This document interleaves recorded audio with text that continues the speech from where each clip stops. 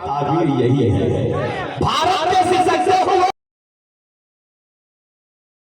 کہتے ہیں یہ منظر خواجہ پویا کے خواب کی تعبیر یہی ہے ہر دھرم کے لوگوں کا یہاں حق ہے برابر بھارت کسی کے باپ کی جاگیر نہیں ہے بھارت کسی کے باپ کی جاگیر نہیں ہے بھارت کسی کے باپ کی جاگیر نہیں ہے چراغ محبت جلانے چلا ہوں میں دیوارے نفرت گرانے چلا ہوں سبھی دھرم کے پھول ہیں ایک چمن کے یہی بات سب کو بتانے چلا ہوں یہی بات سب کو بتانے چلا ہوں میرے آقا کی ذات کے لیے رحمت نہیں ہے ساری کائنات کے لیے رحمت للعالمین ہے اب دونوں ہاتھوں کو اٹھائیں اور انشاءاللہ دیکھیے بڑی تیزی کے ساتھ پہنچ رہا ہوں سرحد نگر کی سرزمین سے تشریف لانے والا باکمال نہیں جا لیکن آپ بیدار ہو جائیں دونوں ہاتھوں کو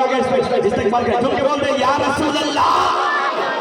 سب حسینی دیوانے ہیں ماشاءاللہ اور حسین پاک کے نانا کا میلاد منانا ہے نا ایک امتحان لینا چاہتا ہوں میں نے مشاعروں میں اکثر دیکھا ہے آپ کی شہرت کے ڈر کے بچپن ترارا کی سرزمین بڑے بڑے شاعر مجھ سے تعریف کرتے ہیں ہم نے کام کو ملا کے کیا لیکن گھر کی مرغی بھیا اب زیادہ کچھ نہیں کہیں گے لیکن عالم نواز کی بارگاہ ہے جب جب جنگے نہ تھے تو کوئی پوچھتا نہ تھا تم نے خرید کر ہمیں انمول کر دیا تم نے خرید کر ہمیں انمول کر دیا میں امتحان لینا چاہتا ہوں حسینی دیوانوں کا کہ پانی حسین کا ہے پیالہ حسین کا ہے ذرا جھوم کے بولتے ہیں یا حسین حسین سے نانا کے میلاد لائے ہو نانا بلند اور نواسا بلند ہے اللہ کے حبیب کا کنبہ بلند ہے پانی حسین کا ہے پیالہ حسین کا ہم لوگ کھا رہے ہیں نوالا حسین کا پانی حسین کا ہے پیالہ حسین کا ہم لوگ کھا رہے ہیں نوالا حسین کا اللہ کا کرم ہے اس بزم نور میں ہر آدمی ہے چاہنے والا حسین کا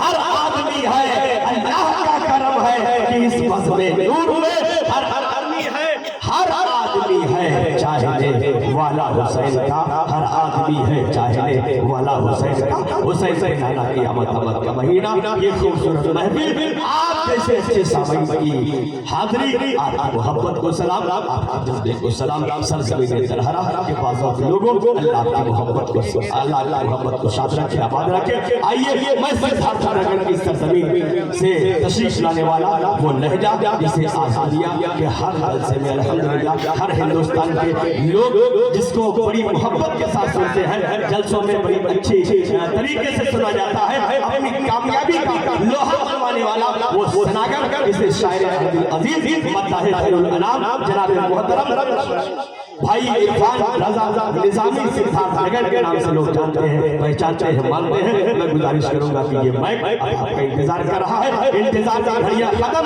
اور ان کے نام کے بعد فوراً انشاءاللہ ہندوستان کا باکمال لہجہ خطیب ہندوستان حضرت علامہ امتیاز برکاتی مراد آبادی آپ کی سماعتوں کے حوالے ہوں گے دونوں ہاتھوں کو اٹھا کے استقبال کریں نعرہ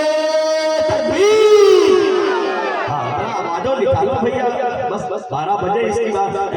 یہ کوئی ضروری نہیں ہے کہ آپ کے پر 12 بجے ہے عاشق رسول ہمیشہ گرم رہتا ہے جو کہ بول دو نعرہ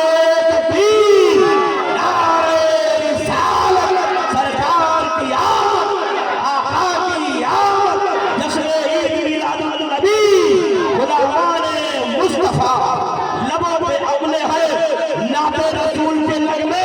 یہ کس نے کہہ دیا کہ ہم اداس بیٹھے ہیں سناؤ نعت رسالت کچھ اس طرح عرفان لگے کہ گنبد خضرا کے پاس بیٹھے ہیں